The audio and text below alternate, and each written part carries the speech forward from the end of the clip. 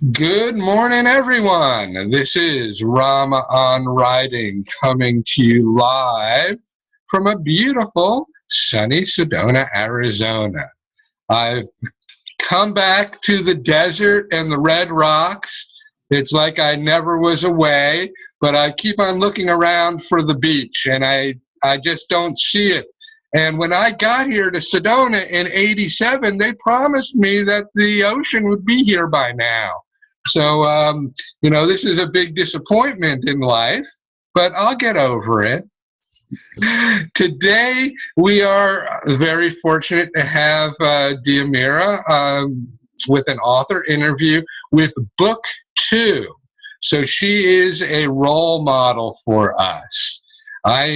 She cranked out book 2 a lot quicker than I have. So I bow down to you, Diomira, for having the fortitude and the stick-to-itiveness to get this second book out.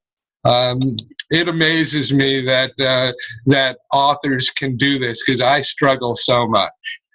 Well, Diomira, start by telling us your name, the name of both of your books and your websites, and then tell us why you're writing about, I think nature fairies is what you're writing about. So you've got the ball.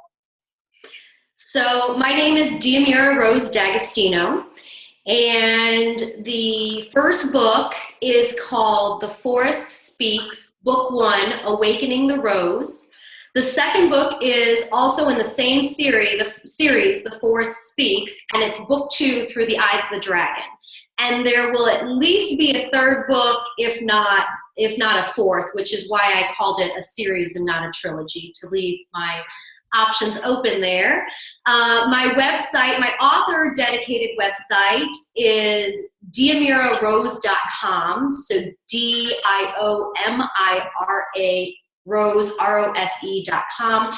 And then the site for the organization that I founded, which is called Fairy Light, spelled the old way, FAERY, light, 2 words. It's fairylight.com. FAERYLIGHT.com. And tell us why you write about earth fairies or nature fairies. Yeah, so basically from the time I was a small child, I had a really, really deep connection with the fairy realm.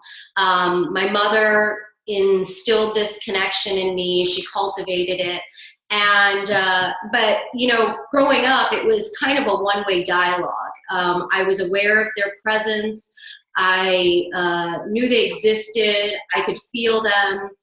But it wasn't yet a two-way sort of dialogue or relationship. That didn't happen until March of 2005. I went on this spiritual pilgrimage by myself, and anyways, a lot of amazing, miraculous things happened, but one of which was that this two-way dialogue between myself and the fairies began to open up. And then a couple years later, after I moved overseas, I moved to Europe, I lived there for a few years. I was very directly and specifically guided to return home. It was like overnight. That was it. I had to pack up everything and come home to the States. And when I did, about a couple months later, I found myself on a meditation retreat. And that was when I got the very specific directive from the fairy kingdom that the earth was in the middle of on the brink of a great planetary transformation.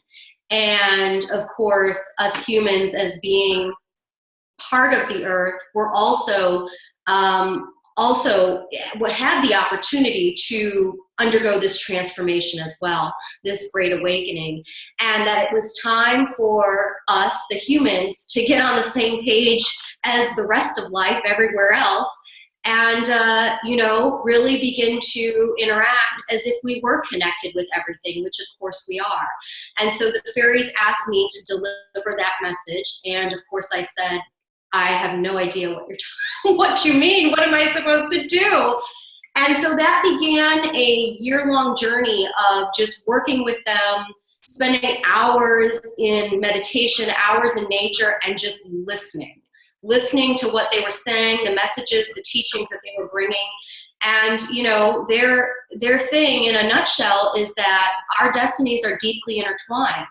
And, you know, if we are all to move forward in our, you know, evolutionary process on the planet Earth, then we really need to work together, and we need to remember the time where we all walked together and walked as brothers and sisters, not just the human race, but also all races upon the planet. So that came through in a series of workshops and also some beautiful healing modality called Fairy Light.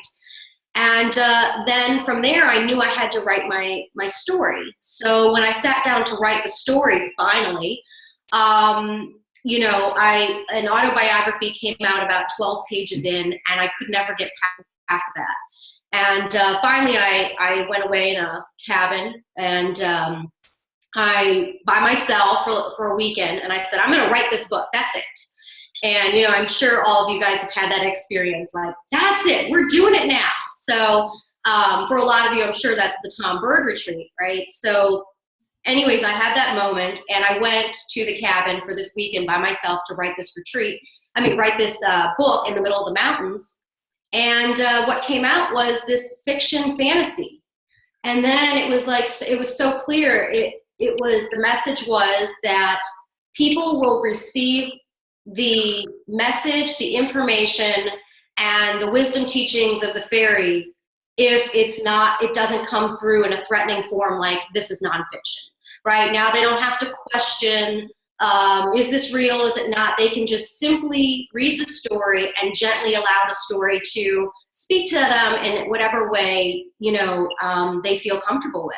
And that's why it came through in this story. And so, of course, for those who know me very closely, this story is not so much a fiction fantasy. It is really almost an autobiographical account with some literary liberties that I took along the way, but for the most part, it's, you know, it's true. And at the very least, there are the truths that the fairies have been teaching me for almost the last 10 years are woven throughout the entire story. And then as another layer, I encoded, or I didn't, the fairies who I work with on a daily basis encoded these beautiful light frequencies throughout the series, which even if you don't understand them on a conscious level, there's symbols and elements within the story that activate these deep memories within us when we all walk together. And as many will remember that they were once also part of the fairy realm, which may or may not sound controversial, but it's really no different than us being, you know, spirit and manifesting in human form. I mean, life is myriad, and to think that we've only had human experience, you know. Anyway, so that's been my experience, and it's just one person's story about how that history may or may not have happened. And so that's what led me to write the series. It's a mouthful for sure. I didn't realize that, you know, it really is, you know, real life. You know, initially just through our conversations, I figured it was a fantasy novel, which it is, but I appreciate that insight. Let me ask you a question. This is kind of a loaded question. What did you learn from book one that you applied in the writing of book two?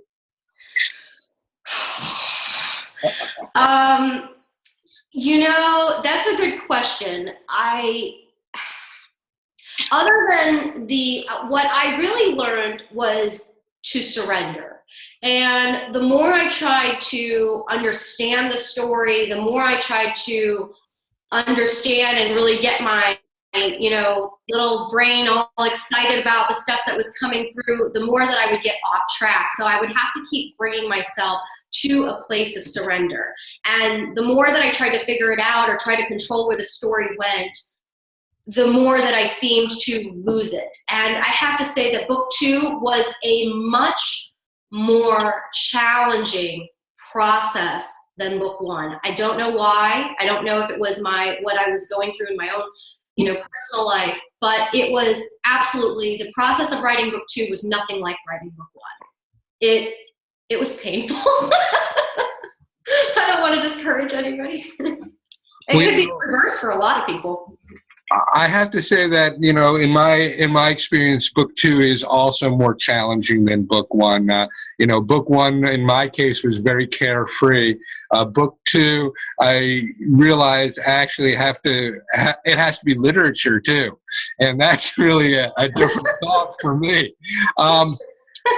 Let me ask you another question about book two. Do you feel that book two is written better than book one? Do you have any sense like that? Well, two things. One, I think that I learned a lot from the writing of book two about, there's the style that I write in, which I did not change. The style is definitely the same. But I think that I followed the Tom Bird method with book two, where I pulled a really powerful scene that got things going, and I put that at the beginning. I thought that I started out with a really powerful scene in book one, but now understanding on a deeper level what Tom was talking about, maybe not, So I think that, with book one was a gentle story that kind of just sets everything up. It was really setting the stage, all the characters, which there are many. I mean, think of Lord of the Rings or something like that. There's a lot of characters. So the characters were all introduced for the most part, set up, and you kind of have the premise for what's happening. But we don't really get going in with action and adversary and all this stuff until book two. Book two encompasses more time periods. Book one is just the present, and then 13,000 years ago. Book two is more than that. So the time is a really key component, and moving back and forth, and how the past really still is impacting the present, and vice versa. So book two, a lot of people have compared it to other series, like they say Star Wars, The Empire Strikes Back, or Lord of the Rings, it's what is the second one? The Two Towers, I think, where the first one was just, again, setting the stage. The second one is like, okay, it's happening. You could read book one and enjoy it, and read book two and think, this is great. This is really getting going. So, did that answer the question? Okay, I've got more. How do you keep track of the time and the characters? I mean, I have trouble keeping track of my own life when I write. So how do you do it? Well, I'll answer the characters first. The characters aren't just characters. They're, for the most part, at the very least, they're high-level archetypal energies that are alive to me, and I can interact with them on an even deeper and more personal level. A lot of these characters are either beings or people that I know and are actually, present in a part of my daily life, or they are beings that have come through that I did know at one time. And so I have a personal relationship with the characters, which makes it a lot easier to keep track of them. To me, they're real live beings. Every now and then, there'll be a physical description or something that I might have to look back on, especially with the fairy beings, because these beings are more, more ethereal, where they're not completely permanent, their forms. So when I see them, they may or may not come in one way or another. And so I might have to flash back so I can make sure that I'm consistent with that.